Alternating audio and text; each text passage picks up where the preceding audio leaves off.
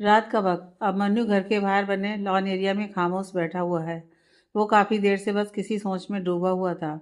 तभी उसे अपने कंधे पर किसी का हाथ महसूस होता है। अब मन्नू बिना उस शख्स पर नज़र डाले ही कहता है, चांदनी, मैंने तुमसे कह दिया, तुम हमें छोड़कर जाना चाहती हो तो चली जाओ, लेकिन मैं अनीसा से शादी नहीं करूँगा। क्या मैं इस दुनिया की सबसे बुरी लड़की हूँ अभिमन्यु? अनीसा का यह सवाल सुन अभिमन्यु सिर घुमाकर उसकी तरफ देखता है और अपनी जगह से उठकर खड़ा हो जाता है। तुम? अभिमन्यु अपनी आंखों के इमोशन छुपाने के लिए कुछ कदम आगे बढ़ जाता है, तो अनीसा भी ठीक उसके पीछे खड़े होकर कहती है, क्या बुराई है मुझ में अभिमन्यु? आखिर ऐसा क्या किया है मैंने जो तुम मुझसे इतनी नफरत करते हो? हाँ, सुरभि के साथ बहुत गलत किया है मैंने, क्योंकि मैं जानती थी कि वो चांदनी नहीं है। बस इसलिए मेरी जलन और इनसिक्योरिटी ने मुझे उसके साथ गलत करने के लिए मजबूर कर दिया। लेकिन अभिमन्यु, इस परिवार के साथ, अंशु के साथ या तुम्हारे साथ, क्या कभी मैंने कुछ गलत किया है? इस परिवार को अपना परिवार माना है हमेशा मैंने अभिमन्यु, और तुम्हें कितना चाहा है वो तुम्हारा दिल भी जानता है। मेरा यकीन करो अभिमन्यु, अगर चांदनी सच में लौटी होती तो मैं तुम्हारी ज़िंदगी में दखलंदाजी कभी ना करती। पर वो कोई और थी, ये जानते हुए भी मैं तुम्हें और उसे करीब देख नहीं पा रही थी। बस इसलिए उसके साथ मैंने गलत बिहेव किया। अनीसा की बातों को सुन अभिमन्यु अपने चेहरे पर गंभीर भाव लिए कहता है, पुरानी बातों को वहीं छोड़ दो अनीसा। मुझे तुमसे कोई शिकायत नहीं है, बल्कि किसी से भी कोई शिकायत नहीं। जब मेरी किस्मत खराब है तो मैं दूसरों को दोष क्यों दूं? अनीसा एक कदम और बढ़ा अभिमन्यु के बिल्कुल करीब आकर कहती है, मैं तुमसे और कुछ नहीं कहूंगी अभिमन्यु। आज नहीं तो कल सुरभि अपने पति के पास वापस लौट जाएगी। तुम अपनी जिंदगी में फिर से अकेले हो जाओगे। लेकिन अगर अकेले ही रहना है तो मुझे शामिल करने में तुम्हें क्या दिक्कत है? अभिमन्यु, मैं तुमसे वादा करती हूँ, मैं अंशु को सुरभि से भी बढ़कर प्यार दूंगी।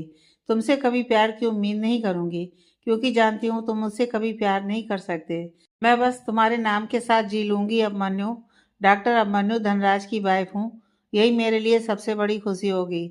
इसके अलावा तुमसे कभी और कुछ नहीं मांगूंगी। अनीसा की बात को सुन अभिमन्यु उसकी ओर पलटता है और उसकी आंखों में देखते हुए कहता है, ये सब तुम अभी कह रही हो अनीसा, लेकिन ज़िंदगी इतनी आसान नहीं जितना तुम सोच रही हो।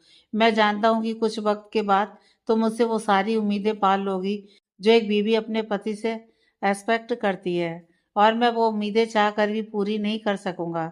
अनीसा अपनी भरी हुई निगाहों से अभिमन्यु की आंखों में देखती है और कहती है, अगर ज़िंदगी में कभी मैंने अंशु के साथ गलत बिहेव किया या तुमसे कोई ऐसी डिमांड की जिस पर मेरा हक नहीं, तो उसी वक्त छोड़ देना मुझे, डाइवोर्स दे देना, अपनी ज़िंदगी से बाहर निकाल देना। अभिमन्यु हैरान निगाहों से अनीसा की ओर देखते हुए कहता है, तुम पागल हो गई हो क्या? ये कैसी बातें कर रही हो? रिश्ते जोड़ना, रिश्ते तोड़ना कोई खेल नहीं होता है अनीसा। अनीसा इमोशनल होकर कहती है, लेकिन मैं सच में तुमसे पागलों की तरह प्यार करती हूँ अभिमन्यु। तुम्हें दिखता नहीं वो अलग बात है, पर मैं तुम्हारे लिए कुछ भी कर सकती हूँ। अभिमन्यु के पास अब इससे आगे कहने के लिए शायद कुछ बचा ही नहीं था। वो कुछ पल खामोशी से अनीसा को देखता है और फिर कुछ कहे बिना तेज कदमों से वहां से आगे चला जाता है। अगली सुबह हॉल में सब खामोश खड़े हैं।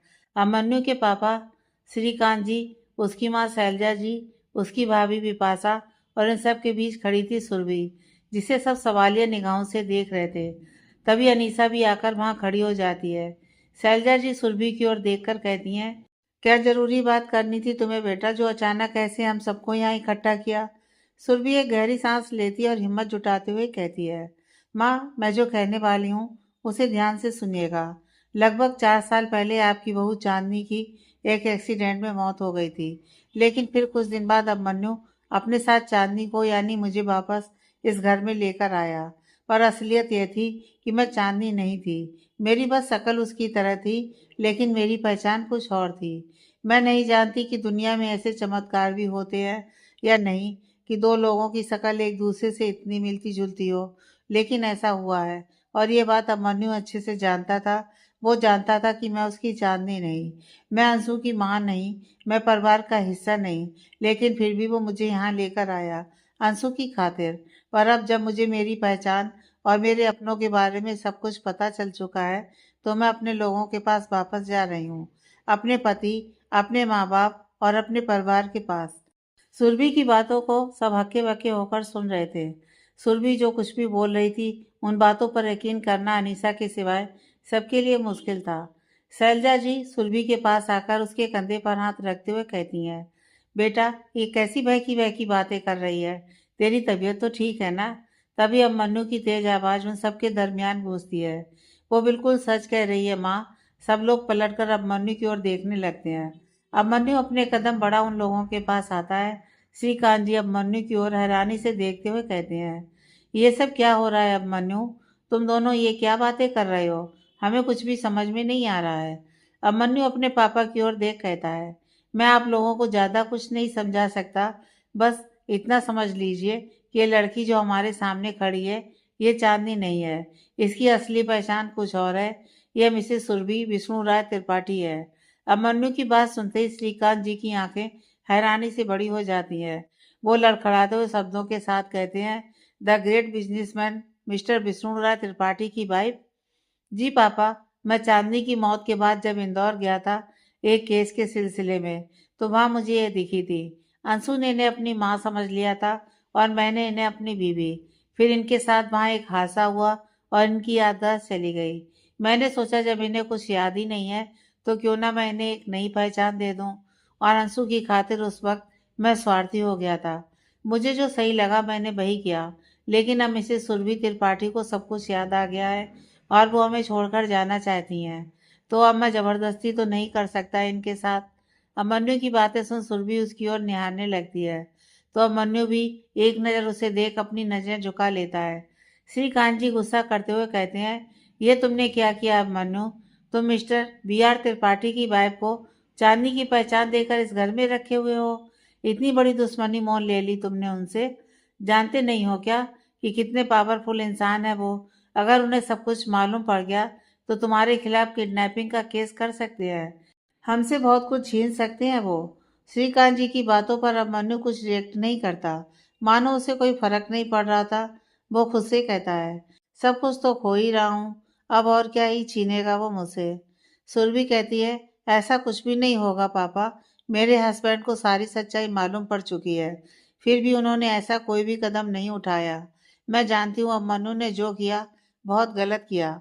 ऐसे किसी को किसी के अपनों से, उसके परिवार से, उसके प्यार से दूर नहीं करना चाहिए, जो अब मन्नू ने मेरे साथ किया। पर मैं उसे बस इसलिए माफ़ कर रही हूँ कि उसने जो कुछ किया सिर्फ अपनी बेटी के लिए किया। मैं जानती हूँ एक बाप अपनी बेटी की खुशियों के लिए सही गलत से ऊपर उठकर सोचता है, और अब मन्नू ने भी वही किया। सुरभि की बात सुनकर सब खामोश थे।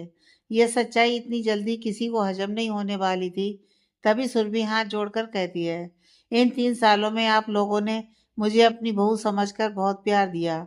ये प्यार, ये अपनापन मैं हमेशा याद रखूंगी। लेकिन अब मुझे यहाँ से जाना होगा वापस अपने रिश्तों के पास। मुझे बस अंशु की फिक्र है और उसकी जिम्मेदारी मैंने अनीसा को दे दी है। मुझे पूरा विश्वास है कि अनीसा बहुत जल्द इस घर में और अंशु की ज़िंदगी में मेरी जगह ले लेगी। सुरभि एक नज़र अनीसा की ओर देखती है तो अनीसा सहमति में अपना सिर हिला देती है। सुरभि अब मन्नू की ओर देखती है और कहती है, मैं जा रही हूँ एडी। मैंने तुमसे जो कहा था उस बारे में एक बार ज़रूर सोचना। ये सुन अब मन्नू सुरभि की ओर अपनी लाल आंखों से देखता है और कहता है, सोच लिया है, मैं अनीसा से शादी करूँगा। ये सुनते ही अनीसा के चेहरे पर मुस्कान आ जाती है तो सुरभि भी मुस्कुरा उठती है।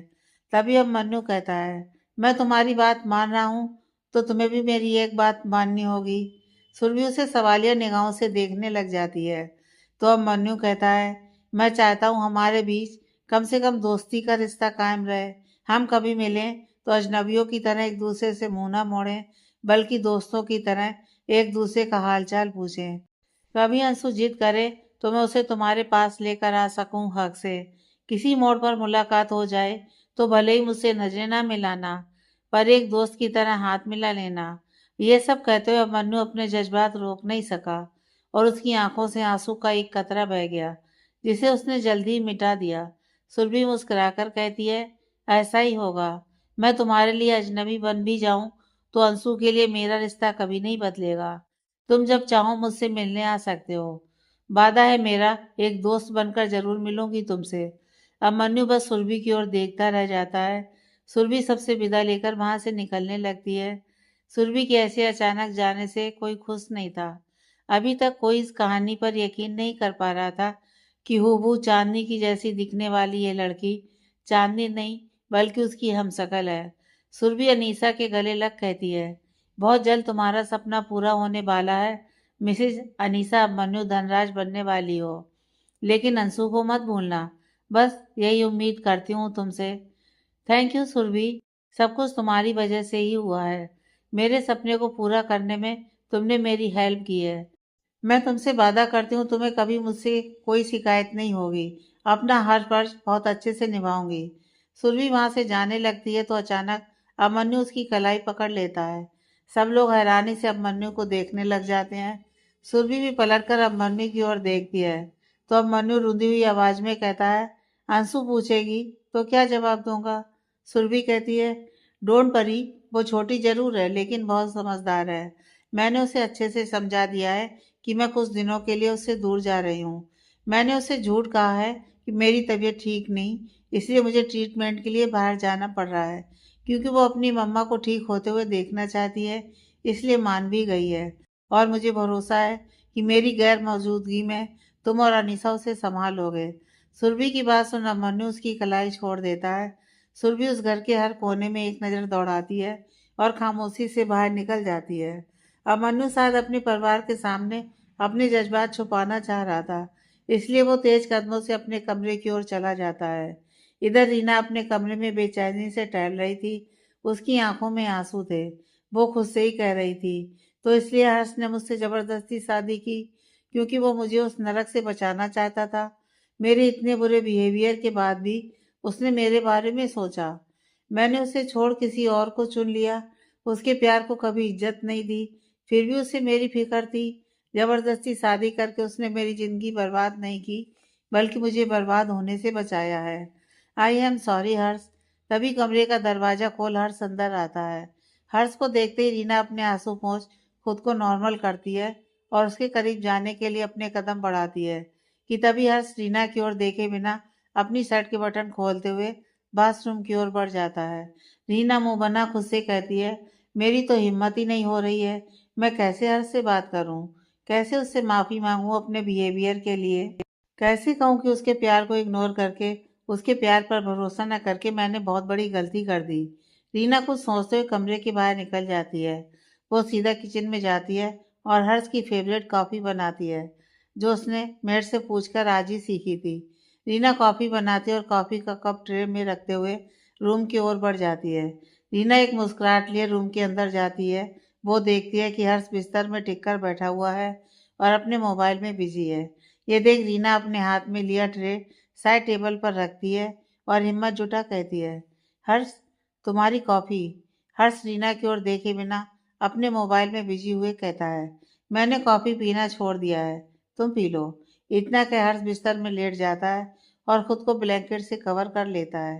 रीना की आंखें भर आती हैं। वो कुछ पल खामोश खड़ी रहती है और फिर साइड टेबल पर रखा ट्रे उठाकर कमरे से बाहर चली जाती है। रीना के जाते ही हर्ष ब्लैंकेट में से अपना सिर बाहर निकाल कहता है, तुम्हें हर्ट करना मुझे बिल्कुल अच्छा नहीं लगता, लेकिन क्या करूं, अगर तुमसे बेरुखी ना दिखाई तो तुम्हें कैसे पता चलेगा कि मैंने 3 सालों तक तुम्हारी बेरुखी कैसे सही है। बहुत रुलाया है तुमने, थोड़ा तो तुम्हें भी रोना पड़ेगा। वहीं दूसरी ओर सुरभि की कार विष्णु के अपार्टमेंट के बाहर रुकती है, लेकिन सुरभि देखती है कि मेन गेट पर ही ताला लगा हुआ था। ये देख सुरभि परेशान हो जाती है। वो विष्णु को कॉल करती है, लेकिन फ़ोन बंद आ रहा था। सुरभि बहुत ज़्यादा परेशान होने लगती है। वो कुछ बेचैन सी होने लगती है। तभी उसके दिमाग में मानो कोई बात आई हो। वो जल्दी से तेजा को कॉल करने लगती है। तेजा कॉल रिसीव करता है तो सुरभि हड़बड़ाते हुए कहती है, तेजा, मैं सुरभि बोल रही हूँ। विष्णु कहाँ है, उनका फ़ोन क्यों बंद आ रहा है। ये सुन तेजा कहता है, मैम, मैं और बॉस तो एयरपोर्ट में है। हमारी आज इंदौर वापस जाने की फ़्लाइट है, इसलिए बॉस ने अपना फ़ोन बंद कर दिया है और मैं भी अपना फ़ोन बस बंद ही करने वाला था। नहीं नहीं तेजा, तुम अपना फ़ोन बंद नहीं करोगे और विष्णु से मेरी बात करवाओ।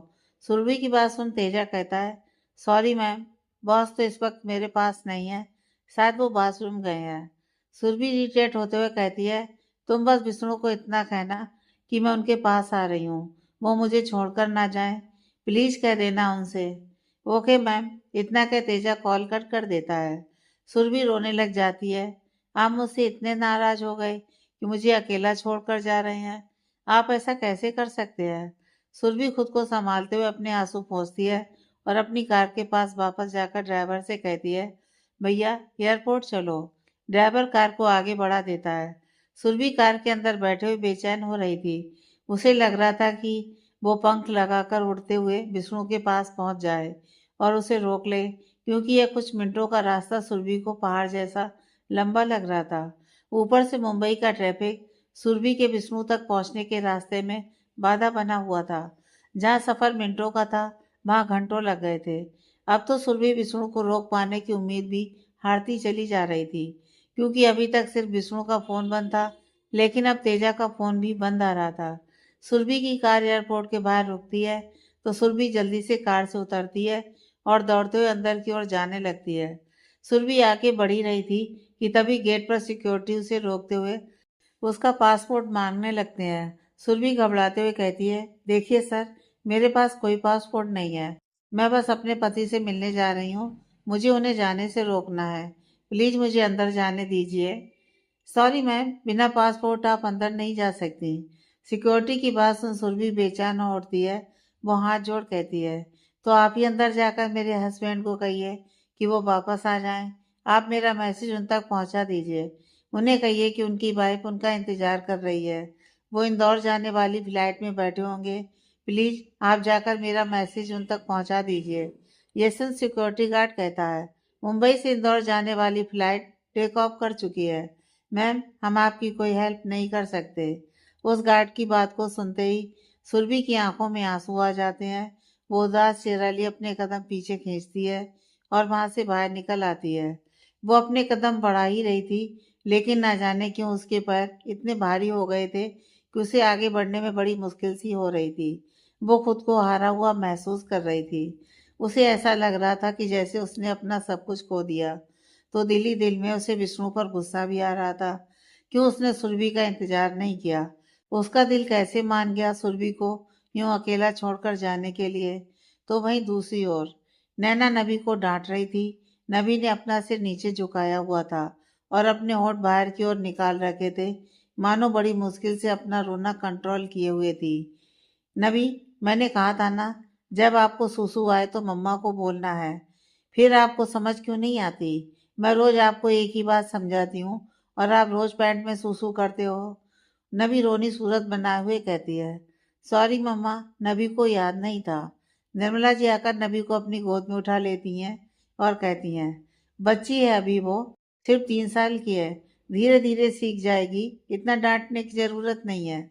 नैना अपनी बहुएं चढ़ाते हुए कहती है, माँ, कम से कम 3 साल के बच्चे को इतना तो आना चाहिए कि उसे सुसु आए तो वो बता दे, या बाथरूम में जाकर करे, पैंट में ना करे। तुम ओवर रिएक्ट कर रही हो नैना, वो टाइम के साथ खुद ब खुद सीख जाएगी। ये कहते हुए रवि नैना के पास आता है। नैना कहती है, रवि, मैं ओवर रिएक्ट नहीं कर रही। तुम ही बताओ, अगले महीने से मैं इसे स्कूल भेजने वाली हूँ। स्कूल में भी ऐसे पैंट में सुसु करेगी तो कैसे चलेगा? निर्मला जी कहती हैं, जब जाएगी तब देखा जाएगा, धीरे धीरे सीख जाएगी। और खबरदार आइंदा से इस तरह तूने डांटा मेरी बच्ची को। तो इतना कह निर्मला जी नबी को गोद में लिए हुए वहां से चली जाती हैं। नैना मुंह बना रवि की ओर देखते हुए कहती है, तुम्हें लगता है मैं ओवर रिएक्ट कर रही हूँ? मैं कब से नबी के लिए अच्छा सा स्कूल सर्च कर रही हूँ। अगर वो ये सब छोटी छोटी चीजें सीखेगी नहीं तो कैसे मैनेज हो पाएगा? रवि मुस्कुराकर नैना का हाथ पकड़ता है और उसे पास रख के सोफे पर बैठाता है। अपने हाथ में एक गिलास पानी लिए हुए रवि नैना के पास आता है और कहता है, पानी पियो और दिमाग ठंडा करो। नैना बिना मन के रवि के हाथ से पानी लेकर पीती है। रवि नैना के करीब बैठकर उसका हाथ अपने हाथ में लेता है और कहता है, छोटी छोटी बातों की इतनी टेंशन लेने की जरूरत नहीं है नैना। और बच्चे सही वक्त पर ही बड़े होते हैं, उन्हें समय से पहले बड़े करने की कोशिश मत करो। नैना रवि की ओर देखते हुए कहती है, मैं बस ये चाहती हूँ कि नबी सबके लिए स्पेशल हो। वो अपनी लाइफ में कुछ ऐसा करे कि सबको उस पर गर्व हो। रवि मुस्कुराते हुए कहता है, अभी उसने सुसु करना सीखा नहीं और तुम उसकी पूरी लाइफ के बारे में सोच कर बैठी हो नैना। और किसने कहा कि नबी स्पेशल नहीं है? तुम तो जानती हो कि विष्णु सर उसे जान से भी ज़्यादा प्यार करते हैं। और निर्मला आंटी नबी के आगे पीछे अपना सारा दिन बिता देती हैं। जब सबको पता चला था कि तुम प्रेग्नेंट हो और नबी तुम्हारे पेट में थी, तो यही लोग तुम्हारा अबॉर्शन करवाना चाहते थे, नैना। और तुम खुद भी तो हार मान गई थी हालातों के आगे। और आज देखो, हमारी नबी सबकी आंख का तारा है। और इससे ज्यादा क्या स्पेशल होगी वो? नैना शांत हो जाती है। रवि की बातों से वो पूरी तरह सहमत थी। एक गहरी सांस लेते हुए कहती है, सही कह रहे हो तुम रवि। और उस वक्त जब भाई मुझे अबॉर्शन के लिए जबरदस्ती हॉस्पिटल लेकर गए थे, तब सुरभि भाभी ने उन्हें रोका था। वो मेरी इतनी बड़ी गलती के बाद भी मेरे साथ खड़ी थी। काश वो यहाँ हमारे साथ होती। मुझे पूरा यकीन है कि नबी उनकी भी लाडली होती। दूसरी ओर एयरपोर्ट के बाहर सुरभि एक बेंच पर खामोश बैठी हुई थी। उसकी आंखों से आंसू निकल रहे थे, जिन्हें वो गुस्से में पोंछ रही थी। तभी उसे अपने कंधे पर एक हाथ महसूस होता है। सुरभि पलट कर देखती है तो उसके ठीक पीछे विष्णु खड़ा था। एक पल के लिए तो सुरभि को जैसे यकीन नहीं हुआ। वो आंखें फाड़े विष्णु को निहारती रही, तो विष्णु मुस्कुराकर कहता है, मैंने तो सोचा था कि मुझे अचानक क्यों सामने देख तुम मेरे सीने से लग जाओगी, लेकिन तुम ऐसे रिएक्ट करोगी, यह एक्सपेक्ट नहीं किया था। सुरभि को अब यकीन हो चला था कि यह उसका कोई वहम नहीं, बल्कि सच में विष्णु है। तो वो जल्दी से उठती है और विष्णु के सीने से लग जाती है। विष्णु की पीठ में अपने हाथ डाल सुरभि उसे जकड़ लेती है और रोते हुए कहती है, मेरा दिल मुझसे बार बार कह रहा था कि आप मुझे छोड़कर नहीं जा सकते। फिर भी मैं बहुत ज़्यादा डर गई थी। मुझे लगा मैंने आपको खो दिया। आप मुझसे इतने नाराज हो गए कि मेरा इंतजार भी नहीं किया। विष्णु सुरभि को अपने सीने से उठा, उसके चेहरे को अपनी हथेलियों में भर लेता है और कहता है, तुम नहीं जानती कि ये 3 साल तुम्हारे बगैर कैसे जिया हूं मैं। अब अगर तुम फिर से मेरी जिंदगी में आई हो, तो मैं तुम्हें छोड़कर कैसे जा सकता हूँ? मैं तुमसे रूठ सकता हूँ, लेकिन तुमसे दूर नहीं जा सकता Laddu. I love you. I love you so much. ये कहते हुए विष्णु फिर से सुरभि को अपने सीने में छुपा लेता है और सुरभि भी विष्णु की शर्ट को अपनी मुट्ठियों में भरते रोने लग जाती है।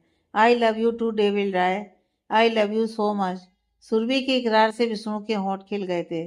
सुबह सुबह रीना तैयार होकर नीचे आती है। वो अपनी निगाहों से हर जगह हर्ष को तलाश कर रही थी, लेकिन हर्ष उसे कहीं भी दिखाई नहीं देता। रीना मुंह बना खुद से ही कहती है, फिर से गायब हो गया। ये तो मुझे बात करने का मौका ही नहीं दे रहा। कितना इग्नोर कर रहा है मुझे। फिर कहता है प्यार करता है, लेकिन फिर रीना के दिमाग में जैसे कोई ख्याल आया हो और वो बेचैन सी होकर कहती है, वो मुझसे प्यार करता है, ये बात तो उसने 3 साल पहले कही थी। कहीं ऐसा तो नहीं कि मेरे बिहेवियर से उसका प्यार नफरत में बदल गया हो? क्योंकि अब तो वो मेरे साथ ऐसे बिहेव कर रहा है जैसे उसे मेरी बिल्कुल परवाह नहीं। कहीं वक्त के साथ उसका प्यार खत्म तो नहीं हो गया? रीना इन्हीं ख्यालों में उलझी हुई हॉल में रखे सोफे पर बैठ जाती है। तभी डोरबेल बजती है तो रीना आसपास देखती है, लेकिन कोई भी सर्वेंट उस वक्त वहां मौजूद नहीं था। तो रीना खुद ही गेट खोलने के लिए जाती है। दरवाजा खोलते उसे अपने सामने एक रोबदार पर्सनालिटी का इंसान खड़ा हुआ दिखाई देता है, जिसके सिर के कुछ बाल सफेद थे, आंखों में पावर का चश्मा था, लेकिन ब्लैक कलर के 3 पीस सूट में वो बहुत ही अट्रैक्टिव लग रहा था। रीना को आश्चर्य में पड़ा देख वो इंसान कहता है, कैसी हो बेटा? रीना कहती है, आप मुझे पहचानते हैं? वो इंसान मुस्कुराकर कहता है, क्यों, अपनी इकलौती बहू को नहीं पहचानूंगा मैं? यह सुन रीना के होठों पर एक मुस्कान आ जाती है। वो समझ गई थी कि यह हर्ष के पापा दिवाकर सोलंकी हैं, जिनके बारे में रीना ने कभी कभी न्यूज़ आर्टिकल्स में पढ़ा भी था। एक पावरफुल, डेडिकेटेड और फेमस बिजनेसमैन। रीना झुककर उनके पैर छूती है। दिवाकर जी उसे आशीर्वाद देते हुए कहते हैं, बस बस बेटा, पहले अंदर तो आने दे। जी, रीना मुस्कुराते हुए कहती है, मैं आपके लिए पानी लाऊं या चाय कॉफ़ी? रीना की बात सुन दिवाकर जी सोफे पर बैठते हुए कहते हैं, तू बस मेरे पास आराम से बैठ, मुझे तुझसे बातें करनी है ढेर सारी। रीना उनके बगल में बैठ जाती है, तो तभी एक नौकर पानी लिए हुए दिवाकर जी के पास आकर उन्हें देता है। दिवाकर जी पानी पीने के बाद रीना की तरफ देखते हुए कहते हैं, हर्ष कहाँ है? रीना हिचकिचाते हुए कहती है, वो पता नहीं, शायद बीआर हाउस गए होंगे। रीना की बात सुन दिवाकर जी बहुएं से कोड़ते हुए कहते हैं, लव मैरिज है ना तुम दोनों की? यह सुन रीना घबरा सी जाती है, क्योंकि उसके पास इस सवाल का कोई जवाब नहीं था। दिवाकर जी कहते हैं, हर्ष को तुझे बताकर जाना चाहिए था। जहाँ भी जा रहा है ये लड़का नालायक का नालायक ही रहेगा। आने दो, आज बताता हूँ इसे मैं। दिवाकर जी को गुस्से में देख रीना परेशान होने लगती है। तो वहीं दूसरी तरफ बीआर हाउस का दरवाजा खुलता है तो दरवाजे की दहलीज पर विष्णु खड़ा था। ये देख नैना और निर्मला जी की आंखें हैरानी से बड़ी हो जाती हैं। निर्मला जी एक मुस्कुराहट लिए कहती हैं, विष्णु तू आ गया बेटा। नैना कहती है, भाई आप बाहर क्यों खड़े हैं, अंदर आइए ना। यह सुन विष्णु अपनी जगह से 2 कदम अपने बगल में हो जाता है तो विष्णु के पीछे खड़ी सुरभि को देख निर्मला जी का मुंह खुला का खुला रह जाता है। नैना तो पहले भी डॉक्टर अभिमन्यु के घर चांदनी के रूप में सुरभि को देख चुकी थी, लेकिन फिर भी इस बात से हैरान थी कि अगर वो चांदनी थी तो विष्णु के साथ यहाँ क्यों आई है। विष्णु निर्मला जी और नैना को आश्चर्य में डूबा हुआ देखता है तो मुस्कुराकर कहता है, माँ अपनी बहू का गृह प्रवेश नहीं करेंगी आप। यह सुन निर्मला जी अपने होश में आते हुए सुरभि को देखकर कहती हैं, ये कैसे हो सकता है सुरभि, तो उस दिन ब्लास्ट में, मेरा मतलब है कि उस दिन तो सब कुछ खत्म हो गया था। फिर निर्मला जी का सवाल सुन सुरभि कहती है, माँ बहुत लंबी कहानी है, सुनाऊंगी फुर्सत में, लेकिन अभी मैं अपने परिवार से आप लोगों से मिलने के लिए बेताब हूँ। प्लीज मुझे अंदर आने की इजाज़त दीजिए। यह सुन निर्मला जी कहती हैं, हाँ हाँ बेटा, आओ अंदर आओ। नहीं नहीं वहीं रुको, कहते हुए निर्मला जी मेट के हाथ से आरती की थाली लेती हैं और सुरभि के साथ साथ विष्णु की भी आरती उतारती हैं। दोनों साथ में अंदर आते हैं। अब तक दादी और रवि भी वहां आ चुके थे। विष्णु और सुरभि दोनों आकर सोफे पर बैठते ही हैं कि तभी सुरभि के माँ पापा और अर्णव तीनों तेज कदमों से अंदर आते हैं। कहाँ है हमारी बेटी, कहते हुए उमा जी की नज़र सुरभि पर पड़ती है तो वो अपने आंसू रोक नहीं पाती और सुरभि को अपने सीने से लगा फूट फूट कर रोने लगती हैं। सुरभि अपनी माँ को संभालने की कोशिश कर रही थी, लेकिन चाह कर भी उन्हें शांत नहीं करवा पा रही थी। उसकी माँ ने अपनी बेटी को खो देने का गम शायद अभी तक अपने अंदर छुपा कर रखा था, जो आज सुरभि को देखते ही सैलाब की तरह उमड़ने लगा था। शेखर जी उमा जी के कंधे पर हाथ रखकर कहते हैं, खुद को संभालो उमा। शेखर जी की बात सुन उमा जी कुछ हद तक शांत होती हैं। सुरभि अपने पापा के गले लगती है और फिर अर्णब को गले लगाती है। पापा आप लोग अचानक कैसे, मेरा मतलब आपको खबर किसने दी मेरे बारे में। शेखर जी के चेहरे के भाव बदल जाते हैं। उनके चेहरे पर कुछ नाराजगी के भाव दिख रहे थे। दामाद जी ने खबर की थी कि वो तुझे लेकर वापस आ रहे हैं। भरोसा तो नहीं था उन पर, लेकिन फिर भी इस चमत्कार की उम्मीद में हम यहाँ चले आए। ये देख सुरभि विष्णु की ओर देखती है, जिसकी नजर झुकी हुई थी। सुरभि समझ चुकी थी कि उसके न रहने पर दोनों परिवारों के बीच रिश्ते उतने ठीक नहीं थे। पापा आप लोग कैसे हैं? सुरभि के इस सवाल पर शेखर जी कुछ रुआसी आवाज में कहते हैं, कोई माँ बाप जिन्हें ये पता चले कि जिस बच्ची को उन्होंने पाल पोस कर बड़ा किया है वो अब इस दुनिया में नहीं है, तो वो माँ बाप तो टूट कर बिखर ही जाते हैं बेटा। अगर इस दुनिया में सबसे बड़ा कोई गम है तो वो है अपनी औलाद को खो देने का गम। मैं और तेरी माँ भी उस गम से गुजरे हैं, लेकिन आज तुझे अपने सामने सही सलामत देखकर समझ नहीं आ रहा कि कैसे इस चमत्कार के लिए भगवान का शुक्रिया करूं। सुरभि मुस्कुरा देती है और कहती है, जब आप सबका प्यार मेरे साथ था तो कैसे कुछ हो सकता था मुझे। लेकिन बेटा हुआ क्या था, आखिर कैसे और कहाँ चली गई थी तू? अपनी माँ का यह सवाल सुनकर सुरभि कुछ कहने को होती है, तभी हर्ष की आवाज़ उन सबके बीच गूंजती है, भाभी मुझे भी सारी कहानी जाननी है, 1 मिनट रुकिए। हर्ष तेज कदमों से अंदर आता है और सबसे पहले विष्णु के गले लगता है। फिर सुरभि की तरफ देखते हुए कहता है, so good to see you भाभी, अब बताइए कि क्या हुआ, क्यों हुआ और कैसे हुआ। हर्ष की बात सुन सुरभि सारी कहानी बताना शुरू कर देती है। विवान सिंघानिया का सुरभि को उस जगह बुलाना जहां उसने नैना को कैद करके रखा था, फिर उस घर में ब्लास्ट होना, डॉक्टर अभिमन्यु का सुरभि को हॉस्पिटल लेकर जाना, सुरभि की याददाश्त जाना और अभिमन्यु का उसे अपनी बीवी की पहचान दे देना। सारी कहानी सुनने के बाद सब खामोश थे तो सुरभि की आंखें भी कुछ गीली सी हो गई थी। तभी हर्ष कहता है, तो उस डॉक्टर को इतनी आसानी से माफ करके चले आए आप लोग? अरे वो भाभी की असली पहचान जानता था। वो अच्छे से जानता था कि भले ही भाभी की शक्ल उसकी वाइफ से मिलती है, पर भाभी उसकी वाइफ नहीं। फिर भी वो भाभी को अपने साथ ले गया और 3 सालों तक उन्हें अपनी बीवी बनाकर रखा। उसके इतने बड़े धोखे के बाद आप लोगों ने कोई एक्शन क्यों नहीं लिया? हर्ष की बात सुन विष्णु कहता है, मैं तो चाहता था कि मैं उसके खिलाफ केस करूं, उसे सजा दिलाऊं, लेकिन चाहे कुछ भी हो, नबी की जान बचाई है उसने। नबी की सर्जरी बहुत क्रिटिकल थी और उसे बस वही ठीक कर सकता था।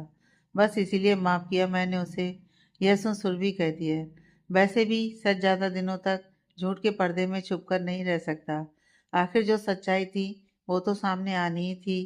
वो सब भूल कर यहाँ से नई शुरुआत करते हैं। हर्ष मुस्कुराते हुए कहता है, भाभी के लौटने की खुशी में एक शानदार पार्टी तो बनती है। वाट से चमकीली। हर्ष नैना की ओर देखता है तो नैना भी सहमति में अपना सिर हिलाते हुए कहती है, हाँ पार्टी बनती तो है, लेकिन हर्ष भाई, पार्टी तो आपकी ओर से भी उधार है, क्योंकि आपने चुपके चुपके शादी कर ली लेकिन अभी तक पार्टी नहीं दी। यह सुनते ही हर्ष का मुंह बन जाता है। ऐसे ही बातें करते करते वक्त बीत गया। सुरभि के माँ पापा अपने घर के लिए निकल चुके थे और हर्ष भी अपने पापा के आने की खबर सुन अपने घर के लिए निकल गया था। नैना अपनी माँ निर्मला जी के कमरे में जाती है तो देखती है कि वो खामोश बैठी हुई हैं, जैसे किसी गहरी सोच में डूबी थी। नैना के आने की खबर भी उन्हें नहीं हो पाई थी। जब नैना उनके नज़दीक आकर उनके कंधे पर हाथ रखती है, तब निर्मला जी अपने ख्यालों से बाहर आती हैं। नैना कहती है, क्या हुआ माँ, आप ऐसे परेशान क्यों लग रही हैं? ये सुन निर्मला जी कहती हैं, बस ऐसे ही, मन में कुछ ख्याल आ रहे थे। नैना कहती है, कैसे ख्याल माँ? निर्मला जी बेचैन होते हुए कहती हैं, सुरभि 3 साल तक किसी की बीवी बनकर रही, किसी पराये आदमी के साथ एक कमरे में, एक छत के नीचे। पता नहीं वो मेरे विष्णु के लायक रही भी है या नहीं। यह सुन नैना हैरानी से कहती है, ये कैसी बातें कर रही हैं आप माँ? भाभी की याददाश्त चली गई थी, इसलिए वो उस आदमी के साथ रहीं। इसमें उनकी क्या गलती? तो मैंने कब कहा कि सुरभि की कोई गलती है? लेकिन सच्चाई तो यही है ना कि जितना वक्त उसने विष्णु की बीवी बनकर नहीं गुजारा, उससे कहीं ज़्यादा वक्त उस पराये आदमी के साथ बिता कर आई है। निर्मला जी की बात सुन नैना हैरान रह जाती है। वो चाह कर भी आगे कुछ नहीं कह पाती। वहीं दूसरी ओर सुरभि कमरे में आती है तो देखती है कि पूरा कमरा सजा हुआ है। कैंडल्स, फ्लावर्स, बैलून से पूरे कमरे को डेकोरेट किया गया है। सुरभि अंदर आती है और चारों ओर अपनी नज़र दौड़ाने लगती है। तभी पीछे से विष्णु उसे अपनी बाहों में भर लेता है। सुरभि की धड़कनें बढ़ जाती हैं। विष्णु सुरभि की गर्दन में अपने होंठ घुमाते हुए कहता है, कैसी लगी डेकोरेशन? सुरभि हकलाते हुए कहती है, अच्छी है, लेकिन क्या ज़रूरत थी इसकी? विष्णु सुरभि की बाजू पकड़ उसे अपनी तरफ घुमाता है और उसकी जुल्फों को कान के पीछे करते हुए कहता है, क्यों ज़रूरत नहीं थी? ये रात बहुत खास है मेरे लिए और मैं इसे यादगार बनाना चाहता हूँ। विष्णु झटके से सुरभि को अपनी बाहों में उठा लेता है और उसे बिस्तर पर लेटा देता है। विष्णु सुरभि के बगल में लेटते हुए उसका सिर अपनी बाहों पर रख सहलाने लगता है और कहता है, उस दिन उस ब्लास्ट में सब कुछ जलकर राख हो गया था, पर न जाने क्यों दिल बार बार ये कह रहा था कि हमारा प्यार ऐसे एक झटके में ख़त्म नहीं हो सकता। ऐसे एक झटके में तुम मुझसे दूर नहीं हो सकती। सब कहते थे कि मैंने तुम्हें वापस पाने की झूठी उम्मीद पाल रखी है, लेकिन वो झूठी उम्मीद ही मेरे जीने की वजह थी लड्डू। सच कहूँ तो अभी भी एक डर सा लग रहा है। ऐसा लग रहा है जैसे कोई सपना देख रहा हूँ।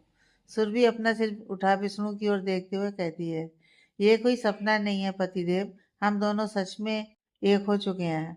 हमारा प्यार अमर है, वो कभी नहीं मरेगा। बस हमेशा हम ऐसे ही साथ रहें, इसके अलावा और कुछ नहीं चाहिए। विष्णु सुरभि के माथे पर किस करता है और कहता है, उस दिन वो अनीसा ने मुझे धोखे से ड्रग्स दे दिया था और न जाने कैसे तुम मेरे रूम तक पहुंच गई। मैंने तुम्हें बहुत हर्ट किया था उस दिन। क्या तुम मुझे माफ़ कर सकती हो लड्डू? सुरभि को याद आता है कि कैसे अनीसा ने उसे झूठ बोलकर विष्णु के रूम में भेज दिया था और अपने होश में न होने के कारण विष्णु ने सुरभि को फिजिकली काफ़ी हर्ट किया था। सुरभि को खामोश देख विष्णु परेशान होते हुए कहता है, जानता हूँ इंसानों की तरह नहीं बल्कि शैतानों की तरह पेश आया था उस दिन मैं तुम्हारे साथ, लेकिन मेरा यकीन करो लड्डू, मैं बिल्कुल भी अपने आप को काबू नहीं रख पा रहा था।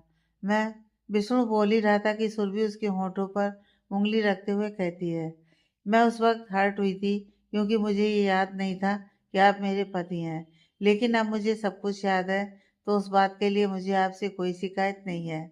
इतना कह सुरभि विष्णु के होठों को अपने लबों के बीच कैद कर लेती है। विष्णु भी गहराई से सुरभि के होठों को चूमने लगता है। दोनों एक दूसरे में खो जाते हैं। इधर हर्ष घर पहुंचता है तो उसकी नज़र अपने पापा पर पड़ती है, जो सोफे पर आराम से बैठे हुए थे। रीना भी उनके पास ही बैठी हुई थी और दोनों बातें करने में बिजी थे। ये देख हर्ष खुद को सहज करते हुए आता है और अपने पापा के पैर छूता है। हर्ष के पापा यशराज जी हर्ष को आंखें दिखाते हुए कहते हैं, शादी के बाद भी तू घर से गायब रहता है। अरे मैंने तो सोचा था कि शादी हो जाएगी, वो भी अपनी पसंदीदा लड़की से, तो तू थोड़ा सुधर जाएगा, लेकिन तू तो अभी भी वैसा ही है, बिल्कुल बेपरवाह। हर्ष मुस्कुराते हुए यशराज जी के पास बैठ जाता है और कहता है, मैं क्यों किसी चीज़ की परवाह करूं? जिसके पास आप जैसा बाप हो उसे कुछ करने की ज़रूरत ही क्या है? यशराज जी मुस्कुराते हुए कहते हैं, अच्छा बेटा, बाप को मक्खन लगा रहा है। हर्ष के साथ साथ यशराज जी भी हंसने लगते हैं और दोनों की बातें शुरू हो जाती हैं। रीना अपने होठों पर मुस्कुराहट लिए उन दोनों को खामोशी से देख रही थी। दिन बीतते जा रहे थे, ऐसा लग रहा था जैसे सब सही हो गया। सुरभि और विष्णु का प्यार एक बार फिर परवान चढ़ता जा रहा था।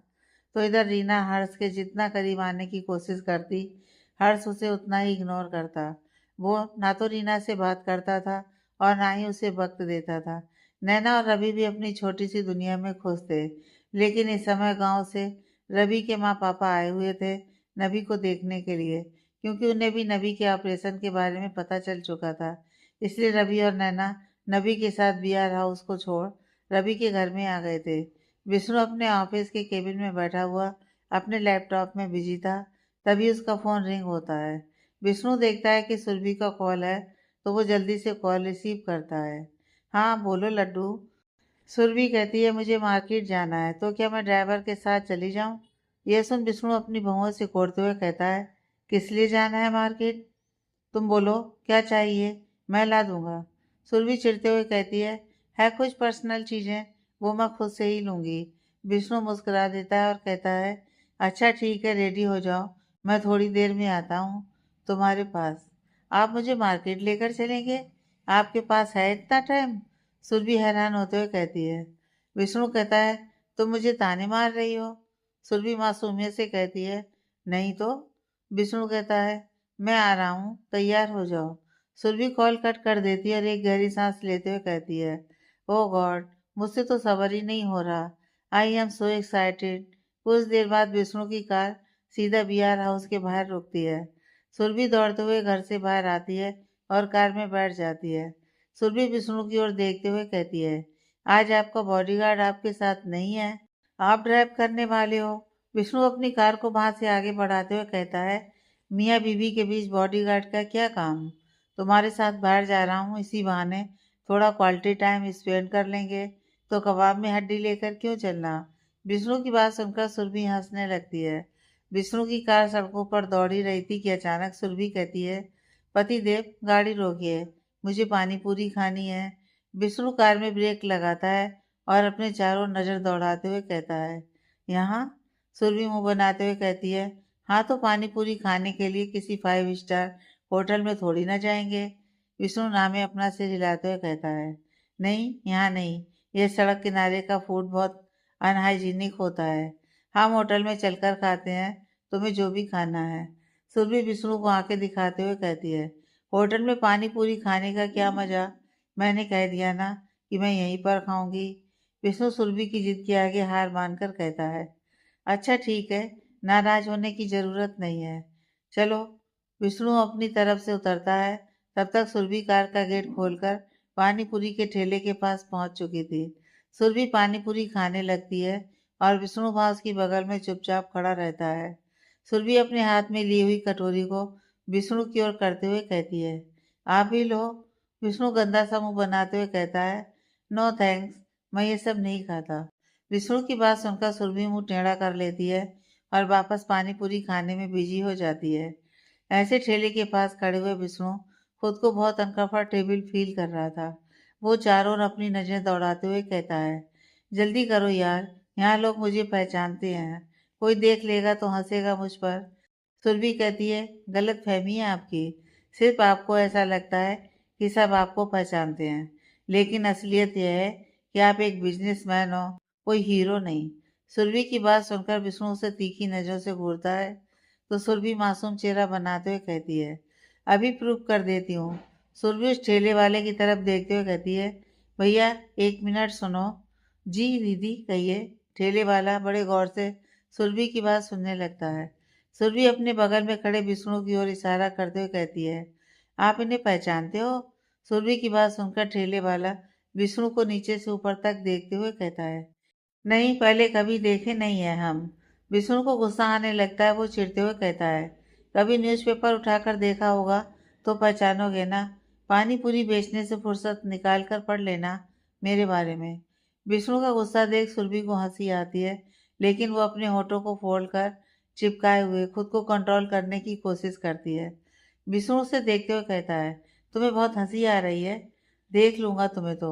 अभी तुम चलो यहाँ से। विष्णु सुरभि का हाथ पकड़ उसे अपने साथ लिए हुए आगे बढ़ता है। सुरभि हंसते हुए कहती है, अरे उस बेचारे के पैसे तो दे दीजिए। यह सुनकर विष्णु सुरभि का हाथ छोड़ता है और पानी पूरी वाले को 2000 का नोट निकाल कर देता है। वो ठेले वाला नाक सिकोड़ते हुए कहता है, साहब छुट्टी नहीं है मेरे पास। विष्णु जबरदस्ती की मुस्कान लिए कहता है, रख लो। और हाँ, कल का न्यूज़पेपर ज़रूर खरीदना। कल के न्यूज़पेपर में तुम्हें मेरी न्यूज़ ज़रूर मिलेगी और फिर तुम्हें पता चल जाएगा कि मैं कौन हूँ। वो ठेले वाला कुछ कहता उससे पहले विष्णु सुरभि का हाथ थामे हुए आगे बढ़ जाता है। सुरभि कार में बैठ जाती है और सीट बेल्ट लगाते हुए कहती है, अब आपने क्या किया है जो कल के पेपर में आपकी न्यूज़ छपेगी? यह सुन विष्णु सुरभि की ओर देखते हुए मुंह बनाकर कहता है, कुछ नहीं किया, बस एक न्यूज़ रिपोर्टर ने आज मेरा इंटरव्यू लिया था तो ऑब्वियस सी बात है कि वो उस इंटरव्यू को पब्लिश भी करेगा। और तुम्हें क्या लगता है मैं फेमस नहीं हूँ? सुरभि मुंह बनाते हुए कहती है, इसे फेमस होना थोड़ी कहते हैं। हाँ, इसे अमीर होना कह सकते हैं, बट फेमस होना नहीं कह सकते। अच्छा, तो फेमस होना किसे कहते हैं? विष्णु मन ही मन इरिटेट होते हुए कहता है। सुरभि मुस्कुराकर कहती है, जैसे सलमान खान, शाहरुख खान, ऋतिक रोशन और मेरा सबसे फेवरेट अक्षय कुमार। वाह! ये कहते हुए सुरभि अपने दिल पर हाथ रख लेती है और सुकून से कहती है, इन्हें कहते हैं फेमस लोग। इंडिया ही नहीं बल्कि इंडिया के बाहर भी लोग इनके फैन हैं। विष्णु का गुस्सा अब चरम पर पहुंच चुका था।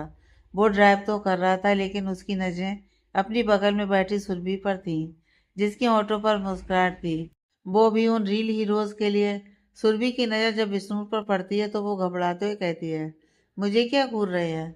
सामने देखिए, एक्सीडेंट हो जाएगा। लेकिन विष्णु अभी भी सुरभि को निहार रहा था। सुरभि घबराते हुए कहती है, पतिदेव प्लीज सामने देखिए।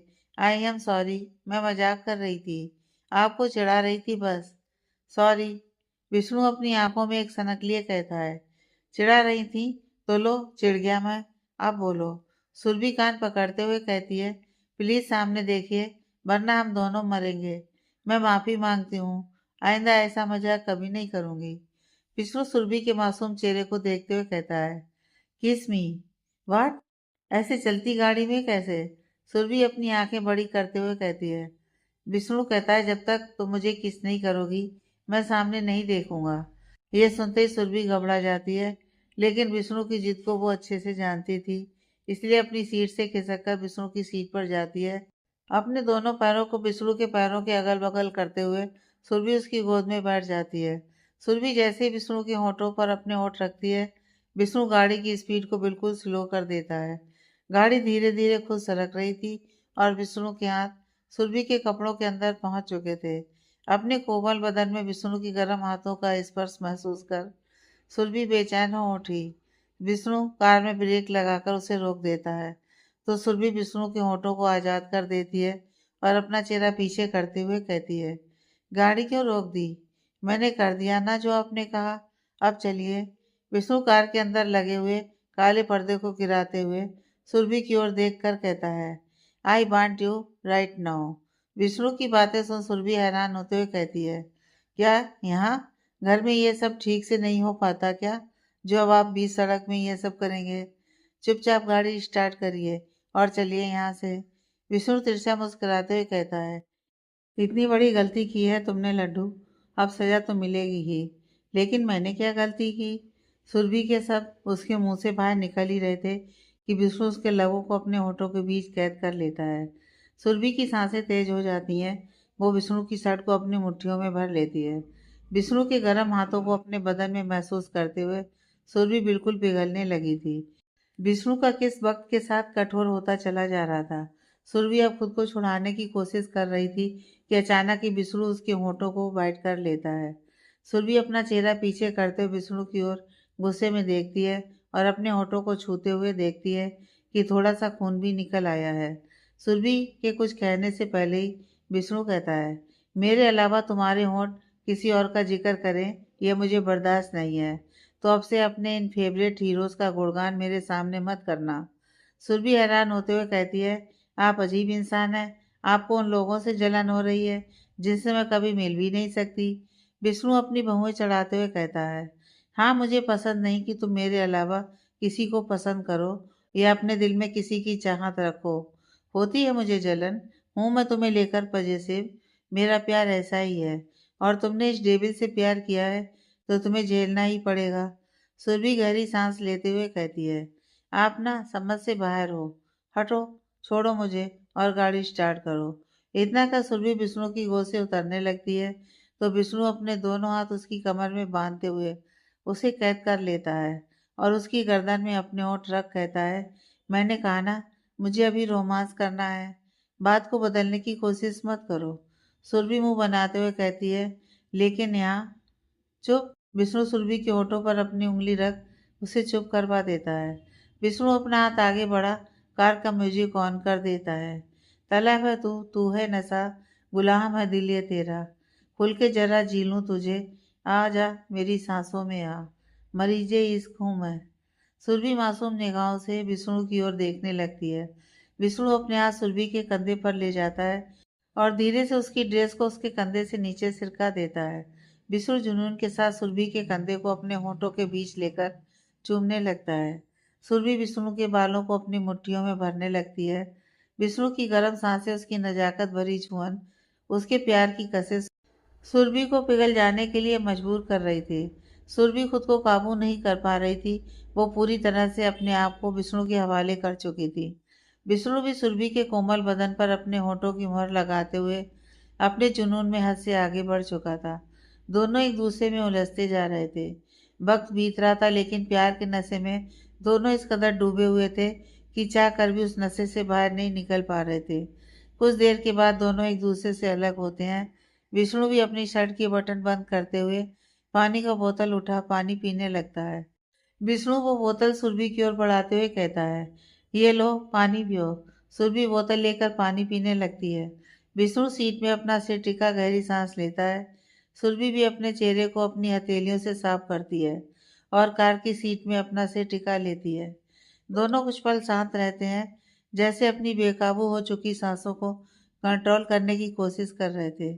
कुछ देर बाद विष्णु कार को स्टार्ट करते हुए कहता है, हाँ, तो हम घर से किस लिए निकले थे? तुमने कहा था कि तुम्हें कुछ पर्सनल सामान लेना है। बोलो, क्या लेना है तुम्हें? सुरभि तीखी नजरों से विष्णु की तरफ देखते हुए कहती है, किसी मेडिकल में रोकिएगा। विष्णु हंसते हुए कहते हैं, ऐसे क्या घूर रही हो, जैसे मैंने कोई बहुत बड़ा पाप कर दिया हो। सुरभि इरिटेट होते हुए कहती है, मुझे ना आपसे बात ही नहीं करनी है। अरे लेकिन, विष्णु अपनी बात कहने की कोशिश करता है लेकिन सुरभि उसे डांटते हुए कहती है, मैंने कहा ना, कोई बात नहीं करनी मुझे आपसे। चुप रहिए बिल्कुल। विष्णु अपने होठों पर अपनी एक उंगली रख कहता है, अच्छा बाबा, चुप हूँ, बिल्कुल चुप, अब कुछ नहीं बोलूँगा। विष्णु कार रोकता और कहता है, लो आ गया मेडिकल, बताओ क्या लाना है, मैं लेकर आता हूँ। सुरभि कार का गेट खोलते हुए कहती है, मैं खुद ले लूँगी। इतना कर सुरभि कार से उतर जाती है। हर्ष अपने पापा दिवाकर जी के पास बैठा हुआ था। रीना चाय लिए हुए आती है। वो एक नज़र हर्ष की ओर देखती है। दोनों की नजरें एक पल के लिए मिलती हैं, लेकिन फिर हर्ष अपनी निगाहें दूसरी ओर मोड़ लेता है। दिवाकर जी चाय का कप अपने हाथ में लेते हुए रीना की तरफ देख कहते हैं, तू भी बैठ, साथ साथ पीते हैं। रीना जानती थी कि हर्ष इस बात पर राजी नहीं होगा, इसलिए वो हिचकिचाते हुए कहती है, नहीं पापा, आप लोग पीजिए। अरे बैठना बेटा, वैसे भी आज शाम को मैं यूएस जा रहा हूँ, थोड़ा वक्त अपने बहू बेटे के साथ बिता लूँ। दिवाकर जी की बात सुन हर्ष कहता है, अब आप कहीं नहीं जा रहे। रिटायरमेंट की भी एक उम्र होती है पापा। माना कि पैसा बहुत ज़रूरी है ज़िंदगी में, लेकिन एक वक्त ऐसा भी आना चाहिए जब इंसान सुकून के कुछ लम्हे जी सके। और वैसे भी आपने इतना पैसा कमा लिया है कि हमारी 2 पीढ़ियां आराम से बैठकर खा सकती हैं। हर्ष की बात सुन दिवाकर जी मुस्कुराकर कहते हैं, बहुत जल्दी रिटायरमेंट लूंगा जब मेरा पोता इस दुनिया में आएगा। ये सुनते ही हर्ष और रीना कुछ पल के लिए एक दूसरे को देखने लग जाते हैं। दिवाकर जी कहते हैं, जब तक मेरा पोता नहीं आ जाता तब तक मैं काम कर रहा हूँ। जिस दिन खबर मिली कि वो इस दुनिया में आने वाला है, फिर उसी दिन से सारा काम धाम बंद करके घर बैठूंगा और अपने पोते के साथ अपनी बाकी की जिंदगी एंजॉय करूंगा। दिवाकर जी की बात पर हर्ष आगे कुछ नहीं कह पाता। वो चोर नजरों से रीना की ओर देखता है तो रीना भी मासूमियत से उसकी ओर देखने लग जाती है। इधर नबी अपने नन्हे नन्हे कदमों से पूरे घर में भाग दौड़ कर रही थी और सुरभि दूध से भरा गिलास लिए उसके पीछे पीछे भाग रही है। सुरभि थककर सोफे पर बैठ जाती है और कहती है, ये तो बहुत शैतान है, कितना भागती है। नैना आकर सुरभि की बगल में बैठ जाती है और हंसते हुए कहती है, अब सोचो मेरा क्या हाल होता होगा इसे संभाल संभाल कर। सारा दिन तंग करके रखती है। सुरभि मुंह बनाते हुए कहती है, तंग करती है लेकिन इतना भी नहीं जितना तुम कह रही हो। नैना अपनी बहुएं चढ़ाते हुए कहती है, हाँ हाँ बिल्कुल, जब तुम माँ बनोगी तब पता चलेगा कि बच्चे कितना परेशान करते हैं। न दिन को चैन न रातों को सुकून। सुरभि कहती है, अच्छा यह बात है, फिर देखो इस शैतान को मैं कैसे 1 मिनट में सही करती हूँ। इतना का सुरभि वापस नबी को पकड़ने के लिए उसके पीछे भागने लगती है। रात का वक्त विष्णु अपने रूम का गेट खोलकर अंदर आता है। वो अपनी वॉच को खोलते हुए कमरे में नजर दौड़ाता है, लेकिन सुरभि उसे दिखाई नहीं देती। विष्णु अपनी वॉच उतारकर साइड में रखता है और अपना ब्लेजर उतारते हुए बालकनी की ओर जाता है। बालकनी में जाकर देखता है कि सुरभि खुद को समेटे हुए खामोश खड़ी है। वो एकटक आसमान की ओर देख रही थी। तेज हवाओं से उसकी जुल्फें उड़कर उसके चेहरे पर आ रही थी। विष्णु पीछे से सुरभि को अपनी बाजुओं में भर लेता है और उसके कंधे में अपना चेहरा रखते हुए कहता है, उस चांद को इतना देखोगी तो मुझे उससे भी जलन होने लगेगी। सुरभि मुस्कुराते हुए कहती है, आपका इंतजार कर रही थी, लेकिन आप तो हमेशा ही मुझे इतना इंतजार करवाते हो कि मैंने सोचा तब तक चांद से ही बातें कर लूं। विष्णु सुरभि को अपनी ओर घुमाते हुए कहता है, तुम मेरा इंतजार कर रही थी, ये तो बहुत अच्छी बात है। चलो फिर शुरू करते हैं। विष्णु अपनी एक आंख ब्लिंक करते हुए शरारती टोन में कहता है। सुरभि उसके सीने में अपनी हथेली रखते हुए उसे धक्का देकर कहती है, बकवास बंद करिए। इसके अलावा भी कुछ सोचता है आपको। इतना क्या सुरभि कमरे के अंदर जाती है और बिस्तर पर बैठ जाती है। विष्णु अपनी शर्ट उतारता और सुरभि के पास आकर कहता है, अच्छा तो बताओ किस लिए इंतजार कर रही थी मेरा। सुरभि कुछ पल विष्णु की ओर देखती है और फिर मुस्कुराते हुए अपने हाथ की मुट्ठी खोलती है। विष्णु भौहों से कोड़ते हुए सुरभि की हथेली में देखता है जहाँ प्रेगनेंसी किट रखी हुई थी। विष्णु उस किट को अपने हाथ में उठाकर देखता है। उस किट में 2 पिंक लाइंस बनी हुई थी, जिन्हें देख विष्णु हैरान होते हुए कहता है, it means you are pregnant. Surbhi अपने होठों पर लंबी सी मुस्कुराहट लिए हाँ में अपनी मुंडी हिला देती है। विष्णु झटके से सुरभि को अपनी बाजुओं में दबोच लेता है। वो हंसते हुए कहता है, रियली, मतलब तुम मजाक तो नहीं कर रही हो ना। सुरभि धीमी आवाज में कहती है, नहीं पतिदेव, मैं मजाक नहीं कर रही, ये सच है। विष्णु सुरभि को अपने सीने से उठा उसका चेहरा अपनी हथेलियों के बीच भर लेता है और कहता है, ओह गॉड, मैं तुम्हें कैसे बताऊं कि मुझे कितनी खुशी हो रही है। मेरा बच्चा इस दुनिया में आने वाला है, ये सोचकर ही दिल में गुदगुदाहट सी हो रही है। I am so excited Laddu.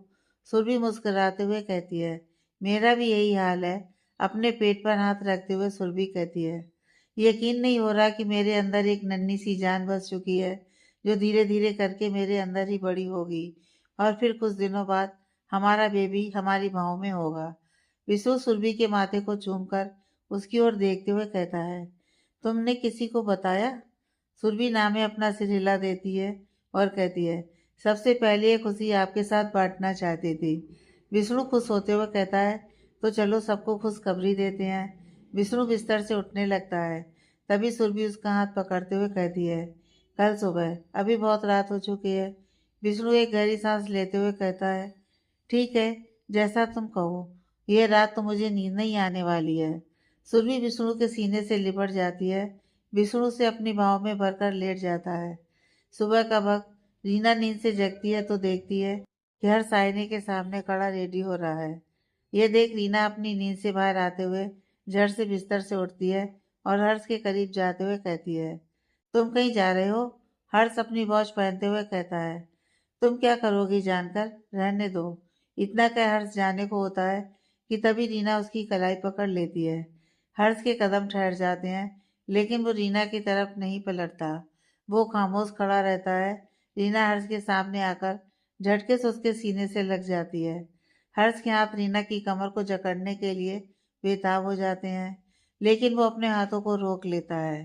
Reena हर्ष के सीने से लगे हुए कहती है, तुम कब तक मुझे मेरी गलतियों की सजा दोगे?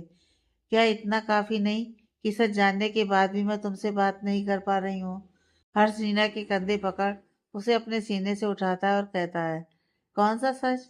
रीना अपनी भरी हुई निगाहों से हर्ष की ओर देखते हुए कहती है, तुमने मुझसे उस दिन जबरदस्ती शादी क्यों की? इसका सच।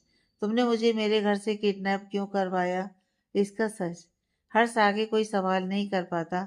वो बस रीना की आंखों में देखता रहता है। रीना हर्ष की हथेलियों को अपनी हथेलियों के बीच भरते हुए कहती है, जिस लड़के से भाई मेरी शादी करवा रहे थे वो एक छुपा हुआ क्रिमिनल था। उसने पहले भी कई सारी शादियां की हुई थी और उन लड़कियों को किसी दूसरे देश में जाकर बेच देता था। ये बात कुछ दिन पहले न्यूज में आई थी। इस बार वो पकड़ा गया, लेकिन मैं उस दिन से बस इसी सोच में डूबी हुई हूँ कि अगर तुमने मुझसे जबरदस्ती शादी ना की होती तो आज ना जाने मैं कहाँ होती। रीना की आंखों से आंसू बहने लगते हैं। वो हर्ष की आंखों में देखते हुए कहती है, मैंने कभी तुम्हारे प्यार की वैल्यू नहीं की, कभी तुम्हारी परवाह नहीं की, कभी तुम्हें समझने की कोशिश नहीं की। फिर भी जब तुम्हें पता चला कि उस इंसान से शादी करने के बाद मेरी ज़िंदगी तबाह हो जाएगी, तो तुमने मुझे बचाने के लिए मेरे साथ ज़बरदस्ती की। I am sorry Harsh, please मेरी गलतियों के लिए मुझे माफ़ कर दो। हर्ष कुछ पल रीना की भीगी हुई आंखों में देखता है और फिर अपना हाथ छुड़ाते हुए कहता है, यह बात तो अच्छी है कि तुम्हें सच्चाई मालूम पड़ गई, लेकिन सच्चाई तो यह है कि मैं तुम्हारे लिए उस क्रिमिनल से भी गया गुजरा था। तभी तो तुम्हें उस क्रिमिनल से शादी करना मंजूर था, लेकिन मेरे प्यार पर यकीन करना मंजूर नहीं था। इतना कहकर हर्ष आगे बढ़ता है कि तभी रीना जल्दी से उसके सामने आकर खड़ी हो जाती है और कहती है, ऐसी बात नहीं है हर्ष, तुमने सुना होगा शायद कि प्यार एक बार होता है, अगर सही इंसान से हो जाए तो ठीक, वरना गलत इंसान प्यार पर से आपका भरोसा ही उठा देता है। मैंने भी एक बार प्यार किया था हर्ष, और वो इंसान गलत था। वो बस मुझे यूज़ करना चाहता था। मैंने अपने शरीर का यूज होने से तो बचा लिया था, लेकिन अपना दिल, अपने इमोशन, अपने एहसास सब कुछ उसके पीछे इन्वेस्ट कर दिए थे। उसके धोखे के बाद से मैं चाह कर भी प्यार पर विश्वास नहीं कर पाई। हर्ष, मुझे नफरत हो गई थी प्यार मोहब्बत वाले शब्दों से और इन एहसासों से, लेकिन मेरी गलतियों के बाद भी तुमने मुझे डूबने नहीं दिया। मेरा हाथ थाम कर रखा और आज जाकर शायद मुझे एहसास हो गया है कि सच्चा प्यार क्या होता है। सच्चा प्यार वो होता है जो तुमने मुझसे किया, पर मैंने इस प्यार को समझने में बहुत देर कर दी हर्ष। हर्ष एक दर्द भरी मुस्कान लिए कहता है, सच में तुमने बहुत देर कर दी, सच में।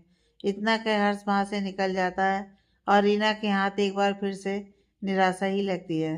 दूसरी ओर सुबह सुबह सब डाइनिंग टेबल पर बैठे नाश्ता कर रहे थे। दादी, निर्मला जी, नैना। रवि ऑफिस के लिए निकल चुका था और नबी वहीं जमीन पर बैठी हुई खेल रही थी। तभी विष्णु सीढ़ियां उतरते हुए नीचे आता है तो नैना उसे देखते हुए कहती है, भाई आप तो इस वक्त ऑफिस के लिए निकल जाते हैं, लेकिन आज तो आप तैयार भी नहीं हुए। विष्णु आकर डाइनिंग टेबल पर नैना के पास बैठ जाता है और कहता है, आज मैंने छुट्टी ले रखी है। निर्मला जी अपनी बहुएं चढ़ाते हुए कहती हैं, छुट्टी? और तूने? आज सूरज पश्चिम से उगा है क्या? विष्णु हंसता है और फिर कुछ कहने को होता है कि सुरभि सीढ़ियां उतरते हुए नीचे आती है। विष्णु की निगाहें सुरभि पर ठहर जाती हैं। उसने हल्के ऑरेंज कलर की साड़ी पहन रखी थी, जिसमें वो बहुत ही खूबसूरत लग रही थी। विष्णु अपनी जगह से खड़े होकर अपने बगल की चेयर को सुरभि के लिए पीछे खींचता है। सुरभि मुस्कुराकर उस चेयर पर बैठ जाती है। फिर विष्णु भी अपनी जगह पर बैठ जाता है। नैना उन दोनों को देखते हुए कहती है, क्या बात है, आज आप दोनों कुछ नए नए से लग रहे हो। इट मीन्स कुछ फ्रेश और ताजगी सी लग रही है आप दोनों के फेस पर। विष्णु मुस्कुराते हुए कहता है, एक्चुअली एक गुड न्यूज़ है आप सबके लिए। दादी कहती हैं, तो कौन से मुहूर्त का इंतजार कर रहा है, जल्दी बता। विष्णु एक नज़र सुरभि की तरफ देखता है तो सुरभि झिझक के मारे अपना सिर नीचे झुका लेती है। विष्णु गहरी सांस लेकर कहता है, नबी का सिबलिंग आने वाला है, सुरभि इज प्रेग्नेंट। यह सुनते ही नैना की आंखें खुशी और हैरानी से बड़ी हो जाती हैं तो वहीं दादी अपने चेहरे पर असमंजस के भाव लिए कहती हैं, अरे हमसे क्या अंग्रेजी झाड़ रहा है, साफ साफ बोलना क्या कह रहा है। विष्णु कुछ कहता उससे पहले ही नैना अपनी जगह से उठकर खड़ी हो जाती है और खुशी से उछलते हुए कहती है, अरे दादी सुरभि माँ बनने वाली है और आप पर दादी। यह सुनते ही दादी के होंठ खिल जाते हैं, लेकिन निर्मला जी के होंठों की मुस्कान बुझ चुकी थी। वो सबकी तरफ एक नज़र डालती हैं जहाँ सबके होंठों पर उन्हें खुशी दिखाई देती है। निर्मला जी अपनी जगह पर उठकर खड़ी हो जाती हैं और कड़े शब्दों में कहती हैं, सुरभि को वापस आए हुए मुश्किल से 15 दिन हुए हैं और वो माँ बनने वाली है। कैसे? आगे की कहानी नेक्स्ट पार्ट में।